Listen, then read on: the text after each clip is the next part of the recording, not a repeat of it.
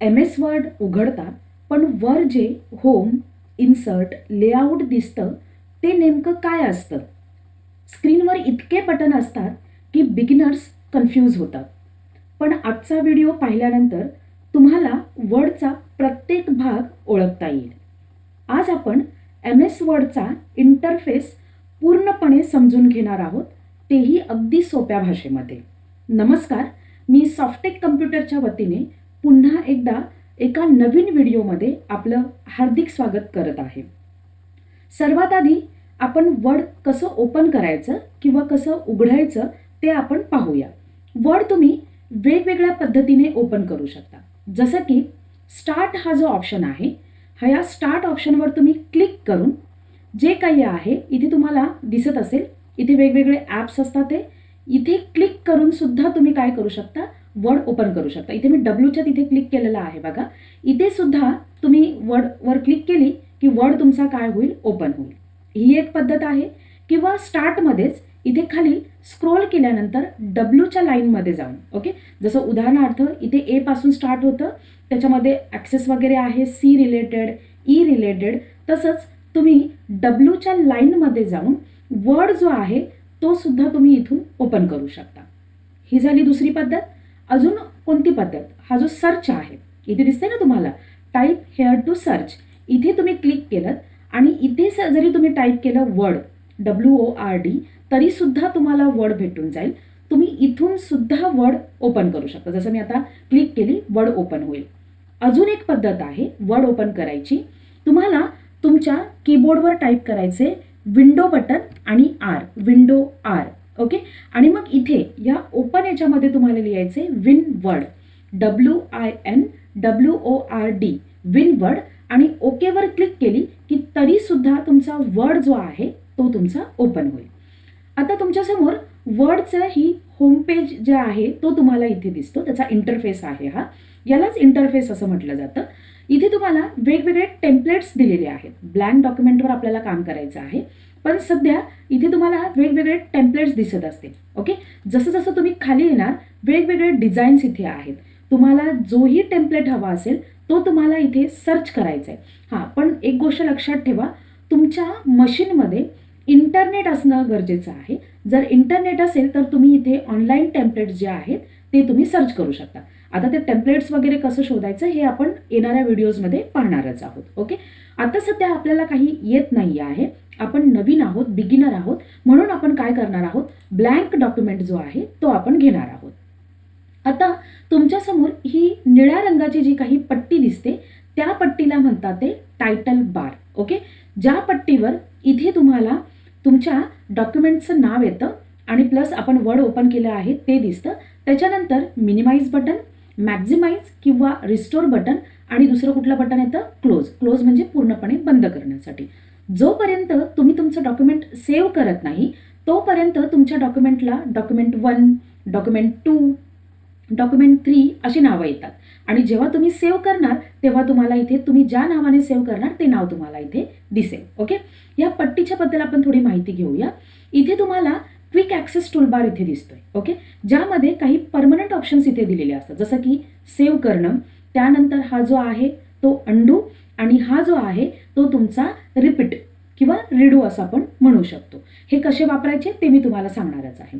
त्यानंतर इथे तुम्हाला हे बटन्स दिसतात. मिनिमाइज म्हणजे काय, मिनिमाइज केल्यानंतर तो कुठे येणार, इथे टास्क बारवर येणार, ओके.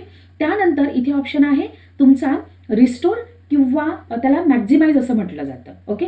आता मी याच्यावर क्लिक केली, हा बघा याची साईज काय झाली, छोटी झाली. आणि याला जर पुन्हा मोठं जर करायचं जर असेल तर पुन्हा इथेच जायचंय आणि मग ते बटन तुमचं तयार होतं मॅक्झिमाइज, ओके. आणि मिनिमाइज केल्यानंतर तो कुठे येणार, टास्क बारवर येणार. हे बघा इथे कुठे आला तो, टास्क बारवर. पुन्हा पाहिजे इथे क्लिक करायची. त्यानंतर क्लोज म्हणजे काय, पूर्णपणे बंद करण्यासाठी, ओके.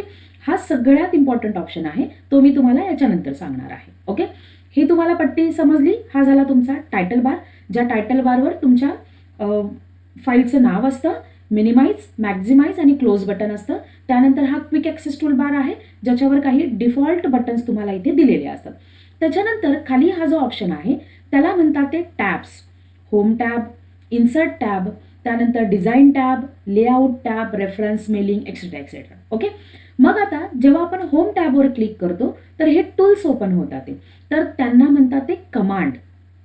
होम टॅब हा झाला आणि होम टॅबवर क्लिक केल्यानंतर जे ऑप्शन्स ओपन झाले ते झाले होम टॅबची कमांड. इन्सर्टवर मी इन्सर्ट टॅबवर क्लिक केल्यानंतर जे ओपन होतात ते इन्सर्ट टॅबची कमांड. ओके. किंवा तुम्ही त्याला स्टँडर्ड टूल बार सुद्धा असं तुम्ही म्हणू शकता. ओके. त्यानंतर इथे तुम्हाला हे ग्रुप्स दिसतात ते होम टॅबमध्ये जे तुम्हाला इथे याच्या काही कमांड्स आहेत त्यांचे काही ग्रुप्स आहेत. क्लिपबोर्ड, नंतर फॉन्ट आहे, पॅराग्राफ आहे, स्टाईल आहे आणि एडिटिंग.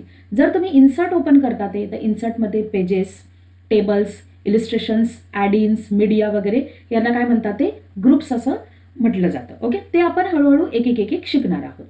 हा आपला मेन वर्किंग एरिया आहे. ओके. त्यानंतर ही जी लाईन ब्लिंक होते, येते जाते, ब्लॅक कलरची अशी आडवी लाईन आहे, त्याला म्हणतात ते कर्सर. ओके. आणि इथे तुम्हाला सगळं काही लिहायचं असतं. त्यानंतर हा स्क्रोल आहे, हा जो तुम्हाला तुमच्या उजव्या बाजूला जो दिसतोय याला काय म्हणतात ते स्क्रोल बार. कधी कधी जर डॉक्युमेंट जर तुम्ही ओपन जर केलं तर इथे म्हणजे मोठं जर केलं, ओपन नाही, जर तुम्ही कधी कधी तुमचं डॉक्युमेंट जर मोठं जर केलं, साईज जर त्याची वाढवली तर इथे बॉटमला सुद्धा तुम्हाला स्क्रोल येऊन जातं. ओके. गरजेनुसार. त्यानंतर ही जी तुम्हाला पट्टी दिसते ज्यावर पेज लिहिलेला आहे, वर्ड्स लिहिलेले आहेत, इंग्लिश वगैरे, आणि इथे काही हा जो तुमचा आहे झूम स्लायडर म्हणतात ते, जो झूम स्लायडर आहे त्या पट्टीला स्टेटस बार असं म्हटलं जातं. समजलं तुम्हाला? हा जो आहे हा पूर्ण आपला वर्डचा इंटरफेस झाला किंवा तुम्ही असं त्याला म्हणू शकता की हा आपल्या वर्डचा इंट्रोडक्शन झाला. आता जसं मी म्हटलं होतं की हा जो ॲरो आहे हा ॲरो खूप इम्पॉर्टंट आहे. बऱ्याचशा विद्यार्थ्यांना ह्या ॲरोबद्दलची आहे ती माहिती नसते. मग याचा काय उपयोग होतो आणि याला नाव काय आहे? Ribbon display option. ओके. जसं तुम्ही त्याच्यावर माऊस घेऊन जाणार तर तुम्हाला त्याचं नाव माहिती पडेल. ओके. कायम एक गोष्ट लक्षात ठेवा, तुम्ही जेव्हाही प्रॅक्टिस करता किंवा तुम्ही जेव्हाही एखादी गोष्ट शिकत असता तर शिकत असताना तुम्हाला त्याच्या पॉईंटनुसार, तुम्हाला त्याच्या नावानुसार तुम्हाला माहिती असायला पाहिजे. नाहीतर मग त्या गोष्टीचा काहीही उपयोग होणार नाही. किंवा तुम्ही याला अप ॲरो वगैरे नाही म्हणायचे, याला प्रॉपर नाव म्हणायचे रिबन डिस्प्ले ऑप्शन. ओके. आता याचा उपयोग काय होतो? आता तुम्ही जेव्हा कधी काम करत असता तर काम करत असताना कधी कधी चुकून समजा माझी याच्यावर डबल क्लिक झाले. डबल क्लिक झाल्यानंतर हे बघा हे जे ऑप्शन्स आहेत ते हाईड झाले. मी जेव्हा इथे होमवर क्लिक करते तर तो येतो, हे ऑप्शन्स येतात, शो होतात. पण जेव्हा मी पुन्हा पेजवर क्लिक करते तर ते काय होतात? ते हाईड होतात. ते मग हे जे ऑप्शन्स आहेत ते शो आणि हाईड करण्यासाठी या ऑप्शनचा उपयोग होतो, रिबन डिस्प्ले ऑप्शन. मग यावर मी क्लिक केली, इथे 3 ऑप्शन्स आहेत. ओके. यामध्ये पहिला ऑप्शन आहे ऑटो हाईड रिबन. जर मी इथे जर क्लिक करते ना तर हे टॅब सुद्धा निघून जातील. ते कसे जातात ते मी तुम्हाला सांगणारच आहे. पण अगोदर ह्या खालच्या ज्या कमांड्स आहेत की नाही त्या मला अगोदर घेऊन यायचे. मग त्याच्यासाठी मी काय करणार? नुसत्या टॅब्स नको आहेत मला, शो नुसते टॅब्स नाही करायचे, तर मला काय करायचंय? Show tabs and command. इथे मी क्लिक केली की काय येऊन जाणार? तुमच्या कमांड. आता बघा इथे मी क्लिक करते तरी सुद्धा ते जात नाहीये. पुन्हा आपण तिथे जाऊया आणि मग मी काय करते? सगळंच हाईड करते. म्हणजे वरचे टॅबही हाईड करते आणि कमांडही करते. मग कसं करणार? Auto hide ribbon. इथे मी क्लिक केली की काय झालं बघा? पूर्णपणे टॅब्स आणि कमांड काय झाल्या? हाईड झाल्या. मग आता इथे तुम्हाला 3 डॉट्स दिसतात बघा, 1 2 3. हे 3 डॉट्सवर मी क्लिक जर करते तर ते रिटर्न येणार. पण पुन्हा इथे मी क्लिक केली ब्लँक पेजवर की ते पुन्हा हाईड होणार. मग त्यासाठी काय करायचंय? हा जो पुन्हा रिबन डिस्प्ले ऑप्शन जो आहे यावर क्लिक करायचे. जर मी शो टॅब्सवर क्लिक करते तर फक्त काय येणार? हे टॅब्स, होम, इन्सर्ट वगैरे. पण मला कमांडही हवाय, मग मी काय करणार? Show tabs and command. हा खूप महत्त्वाचा ऑप्शन आहे. त्याची तुम्ही व्यवस्थित प्रॅक्टिस करा आणि लक्षातही ठेवा, कारण सहसा हे तुम्हाला कोणी सांगत नाही. ओके. समजलं तुम्हाला? हे अशा पद्धतीने आपण काय पाहिलेलं आहे, आपला जो वर्डचा इंटरफेस आहे तो. दुसरी एक गोष्ट आहे, जेव्हाही तुम्हाला काही प्रॅक्टिस करायची जर असेल तर प्रॅक्टिस करत असताना कधी कधी आपल्याला टाईप करायचा कंटाळा येतो. मग जर अशी जर कधी जर वेळ जर आली तर तुम्हाला एक मी ट्रिक सांगते, एक फॉर्म्युला सांगते.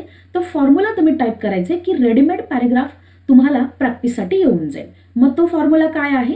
इज इक्वल टू लिहायचे, कीबोर्डमध्ये टाईप करायचे बरोबरचं चिन्ह, त्यानंतर लिहायचे RAND, रँड लिहायचे. त्यानंतर शिफ्ट प्रेस करून ओपन ब्रॅकेट कंप्लीट करायचं आहे आणि मग तुमच्या कीबोर्डमध्ये एंटर बटन प्रेस करायचे की तुमच्यासमोर रेडीमेड जो पॅरेग्राफ आहे तो येऊन जाईल आणि मग तुम्ही याच्यावर काय करू शकता? प्रॅक्टिस करू शकता.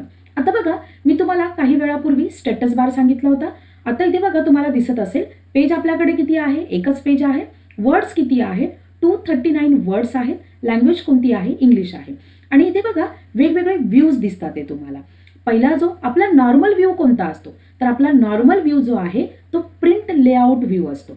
मग मला रीड मोडमध्ये पाहायचे, इथे क्लिक करायचे. रीड मोडमध्ये पाहायचं असेल तर हे बघा रीडिंग मोडमध्ये. जेव्हा आपण आता पुढचे काही इफेक्ट वगैरे शिकणार, फॉर्मॅटिंग वगैरे शिकणार, जर तुम्हाला खूप सारं फॉर्मॅटिंग वगैरे कलर्स वगैरे दिले असेल, बॅकग्राऊंड कलर वगैरे, आणि काही डॉक्युमेंट तुम्हाला रीड करायचं आहे, तर जेव्हा तुम्ही रीड मोडमध्ये जाता तर रीड मोडमध्ये गेल्यानंतर तुम्हाला कलर फॉर्मॅटिंग नाही दिसत आहे, फक्त आणि फक्त प्लेन टेक्स्ट दिसतो आणि त्याच्यासाठी हा रीड मोड वापरला जातो. ओके. मग पुन्हा अजून दुसरा कोणता व्ह्यू आहे इथे? Web layout view. हा तुमचा वेब लेआउट व्ह्यू आहे. पण आपला नॉर्मल व्ह्यू कोणता असतो? तर आपला नॉर्मल व्ह्यू असतो प्रिंट लेआउट हा व्ह्यू. ओके. तर मी पुन्हा बॅकला आलेली. त्याच्यानंतर झूम स्लायडर जो आहे तो काय करतो? कमीत कमी आपण जो वर्ड जो आहे तो 10% पर्यंत झूम करू शकतो आणि जास्तीत जास्त वर्ड आपण कधीपर्यंत झूम करू शकतो? 500 पर्यंत. ओके. पण तुम्हाला डिफॉल्ट ठेवायचा आहे त्याला 100 पर्यंत. ओके. समजलं तुम्हाला? हा जो पूर्ण जो भाग होता तो तुमचा वर्डचा इंटरफेस होता. ओके. अजून मी एक ऑप्शन तुमच्या या वर्डच्या इंटरफेसमध्ये तुम्हाला सांगणार आहे आणि तो म्हणजे आहे फाईलचा ऑप्शन. पण त्याच्या अगोदर आता बघा हे ऑप्शन सगळे आपले चालू झालेले आहेत. जसं आता सेव्हचा उपयोग काय आहे? तर ते सेव्हचा उपयोग मी तुम्हाला इथूनही सांगेल आणि प्लस फाईलमधूनही तुम्हाला सांगेल. ओके. पण त्या अगोदर हा जो ऑप्शन आहे अंडूचा, Ctrl+Z ही त्याची शॉर्टकट की आहे आणि त्याच्यानंतर आहे रिडू. ओके. Ctrl+Y ही त्याची शॉर्टकट की आहे. यांचा उपयोग काय होतो? समजा ही जी शेवटची जी लाईन आहे ती मी सिलेक्ट केली आणि सिलेक्ट केल्यानंतर कीबोर्डमध्ये आपला बटन असतं डिलीट आणि मग मी काय केलं? डिलीट केलं. आता ती जी लाईन आहे ती मला पुन्हा हवी आहे. मग मी त्याच्यासाठी कोणतं बटन प्रेस करणार आहे? अंडू. म्हणजेच शॉर्टकट की त्याची Ctrl+Z. इथे मी क्लिक केली की ती जी लाईन आहे ती पुन्हा येऊन जाईल. आणि ही जी स्टेप आहे रिडू क्लिअर, म्हणजे आता मी डिलीट केलं होतं की नाही ते पुन्हा मला करायचे. Ctrl+Y. इथे मी क्लिक केलं की हे बघा पुन्हा ते बॅकला जाणार. परत पाहिजे अंडू आणि जेवढं तुम्ही बॅकला जाऊ शकता तेवढं तुम्हाला अंडूमधून जाता येईल. पुन्हा रिपीटला यायचं असेल हे बघा पुन्हा रिपीटला येऊ शकता. पुन्हा अंडूला जायचं असेल Ctrl+Z तर त्याने पण करू शकता. आणि हे जसं मी माऊस नेऊन करते ना तसंच तुम्ही काय करा ते शॉर्टकट कीने करा, म्हणजे तुम्हाला नुसतं माऊसचीच नाही तर शॉर्टकट कीची सुद्धा प्रॅक्टिस होईल. ओके. आता तुम्हाला व्यवस्थित समजला असेल वर्डचा इंटरफेस. आता आपला पुढचा पॉईंट आहे फाईल. फाईलमध्ये आपण काय करतो? फाईलवर मी क्लिक केली. क्लिक केल्यानंतर पहिला ऑप्शन आहे आपला इन्फो. इन्फो म्हणजेच काय? इन्फॉर्मेशन. वर्डबद्दल इथे तुम्हाला पूर्ण इन्फॉर्मेशन इथे दाखवली जाते. त्यानंतर पुढचा ऑप्शन आहे न्यू. न्यू म्हणजेच काय? नवीन पेज घेण्यासाठी. ओके. आणि न्यूसाठी शॉर्टकट की आहे Ctrl+N. ती सुद्धा तुम्ही यूज करून पहा. ओके. मग जर नवीन पेज जर घ्यायचं असेल तर पुन्हा इथे येणार आणि ब्लँक डॉक्युमेंट किंवा तुम्हाला जर काही रेडीमेड टेम्पलेट्स वगैरे जर घ्यायचे जर असतील तर तुम्ही रेडीमेड टेम्पलेट सुद्धा इथून घेऊ शकता. त्यानंतरचा पुढचा ऑप्शन आहे ओपन. ओपन म्हणजेच काय? तुम्ही केलेली फाईल पुन्हा सेव्ह केलेली फाईल ओपन करून पाहण्यासाठी. मग तुमची फाईल कुठे असेल? तर ती डॉक्युमेंटमध्ये आहे की ती फोल्डरमध्ये आहे? कुठे आहे ती फाईल? त्या लोकेशनमध्ये जायचे किंवा या व्यतिरिक्त जर ते लोकेशन नसेल तर ब्राउजमध्ये जायचे आणि ब्राउजमध्ये गेल्यानंतर तुम्हाला जिथे शोधायचं आहे डी ड्राईव्हमध्ये किंवा डॉक्युमेंटमध्ये किंवा डाउनलोडमध्ये जिथे तुम्हाला शोधायचं असेल तिथे शोधायची, त्याला सिलेक्ट करायचे. सिलेक्ट केल्यानंतर फाईल नेममध्ये ते येणार आणि मग इथे काय करायचे? ओपनवर क्लिक करायचे की तुमची फाईल जी आहे ती ओपन होऊन जाईल. त्यानंतरचा पुढचा ऑप्शन आहे सेव्ह. सेव्ह म्हणजेच काय? जतन करून ठेवणं. तुम्ही जे बनवलेले आहे, तुम्ही जी मेहनत करून तुम्ही जे डॉक्युमेंट बनवलेलं आहे त्याला सेव्ह करायचं आहे. मग सेव्ह कसं करणार? सेव्हवर क्लिक केलं. क्लिक केल्यानंतर इथे तुम्हाला जो काही लोकेशन असेल त्या लोकेशनवर तुम्ही इथे क्लिक करून जाऊ शकता किंवा इथे दिसते तुम्हाला दिस पीसीमध्ये जायचं असेल तर दिस पीसीमध्ये जाऊ शकता किंवा ब्राउजमध्ये जायचं असेल तर ब्राउजमध्ये जाऊ शकता. कुठे सेव्ह करायचं आहे ते? डेस्कटॉपवर सेव्ह करायचे, डॉक्युमेंटमध्ये सेव्ह करायचे, डाउनलोडमध्ये की तुम्हाला डी ड्राईव्हमध्ये सेव्ह करायचे. जिथेही तुम्हाला सेव्ह करायचं असेल ते लोकेशन तुम्ही घेऊ शकता आणि मग लोकेशन घेतल्यानंतर तुम्हाला हव्या असलेल्या फाईलला तुमच्या मर्जीनुसार तुम्ही काय करू शकता? नाव देऊ शकता. समजा मी इथे असं सॉफ्ट असं हे जे काही आहे ते मी नाव दिलेलं आहे आणि हे मी सगळं कशावर सेव्ह करते? डेस्कटॉपवर सेव्ह करते. ओके. तर मी सॉफ्ट नाव दिलं आणि मग मी काय केलं? सेव्हवर क्लिक केलं. हे बघा इथे तुमचं आता डॉक्युमेंट 1 जे आहे ते नाव निघून गेलं आणि काय नाव आलं? सॉफ्ट हे नाव आलेलं आहे. ओके. त्यानंतरचा पुढचा ऑप्शन आहे फाईलमध्ये save as. Okay, save as म्हणजेच काय, हीच फाईल, सेम माहिती असलेली हीच फाईल तुम्हाला वेगळ्या नावाने जर सेव्ह जर करायची असेल तर तुम्ही सेव्ह ॲजचा उपयोग करू शकता. सेम प्रोसिजर सेव्ह सारखीच असते. परत ब्राउजमध्ये जाऊ शकता आणि वेगळ्या नावाने ही जी फाईल आहे ती तुम्ही सेव्ह करू शकता. पुढचा ऑप्शन आहे प्रिंट. प्रिंट काढायची आहे मला. प्रिंटसाठी तुम्हाला तुमचा प्रिंटर इथे सेट करणं गरजेचं आहे. ओके, तो सिलेक्ट करावा लागेल. आता मी माझ्या मशीनला प्रिंटर सेट केलेला नाहीये, त्याच्यामुळे ते PDF मध्ये डायरेक्ट कन्वर्ट होते. नंबर ऑफ कॉपीज तुम्हाला किती पाहिजे, त्या नंबर ऑफ कॉपीज तुम्हाला इथे टाकायचे आहेत. त्यानंतर कोणते पेजेस तुम्हाला प्रिंट करायचे आहे, इथे दिसते प्रिंट ऑल पेजेस. पण समजा माझ्याकडे खूप सारे पेजेस आहेत, मला सगळेच प्रिंट नाही करायचे, मग आपण कोणता ऑप्शन करणार, प्रिंट करंट पेज, म्हणजे जो चालू असलेला पेज आहे तोच फक्त मला प्रिंट करायचा आहे. त्यानंतर तुम्ही अजून वेगळे ऑप्शन पण यूज करू शकता, म्हणजेच काय, कस्टम प्रिंट. कस्टम प्रिंटमध्ये काय येतं, इथे दिसते पेजेस. या पेजेसमध्ये तुम्हाला 2 नंबरचा पेज प्रिंट करायचे की तुम्हाला 3 नंबरचा पेज प्रिंट करायचे ते तुम्ही इथे मेन्शन करू शकता. किंवा तुम्हाला 1 ते 4 नंबरचे पेजेस प्रिंट करायचे तर ते सुद्धा तुम्ही इथे काय करू शकता, स्पेसिफाय तुम्ही मेन्शन करू शकता. ओके, त्यानंतरचा पुढचा ऑप्शन आहे तुम्हाला प्रिंट वन साइडेड. तुम्हाला पेज कसं करायचं आहे, जर मॅन्युअली प्रिंट बोथ साइड जर करायचं असेल तर तेही करू शकता किंवा वन साइड जर करायचं असेल तर तेही करू शकता. त्यानंतर इथे बघा तुम्हाला कोलॅटल दिलेला आहे, ज्या पद्धतीने तुम्हाला प्रिंट पाहिजे असेल त्या पद्धतीने तुम्हाला करता येईल. त्यानंतर तुमच्या पेजचं ओरिएंटेशन कसं पाहिजे. आता माझा जो पेज आहे तो काय आहे, पोर्ट्रेट म्हणजेच उभा. मग तो जर तुम्हाला लँडस्केपमध्ये हवा असेल तर तो तुम्ही हे बघा लँडस्केपमध्ये म्हणजे आडवा सुद्धा तुम्ही घेऊ शकता. पण नॉर्मली आपल्या डॉक्युमेंट्सनुसार तुम्हाला त्याचं ओरिएंटेशन ठेवायचं असतं. हे सगळं आपण येणाऱ्या पुढच्या व्हिडिओजमध्ये पण ह्या सेटिंग आपण पाहणार आहोत.